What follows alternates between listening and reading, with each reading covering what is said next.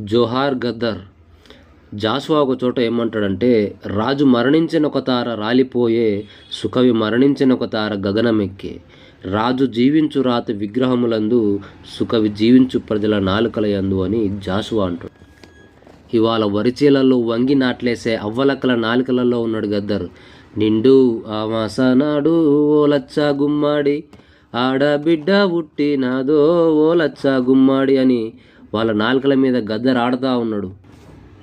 దాంతోపాటు ఇవాళ ఈ దేశంలో రాజ్యాధికారానికి దూరమై బానిసత్వానికి అలవాటు పడ్డ వాళ్ళ నెత్తిని కూడా తొలుస్తూ ఉన్నాడు గద్దర్.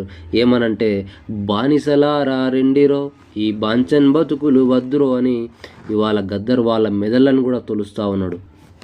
తెలంగాణ పోరాటంలో భుజం మీద గొంగడేసి కాలికి గజ్జగట్టి చేతుల కర్ర పట్టుకొని పొడుస్తున్న పొద్దు మీద నడుస్తున్న కాలమా అని గద్దరు ఆడిండు పాడిండు. ఇవాళ ఈ తెలంగాణలో చివరి మట్టి రవ్వ ఉన్నంత వరకు గద్దరు ఉంటాడు. ఇవాళ గద్దరికి అవార్డులు వచ్చినా రాకున్నా ఈ తెలంగాణ రాష్ట్ర ప్రజల నాలుకల మీద ఆడతానే ఉంటాడు, పాడతానే ఉంటాడు.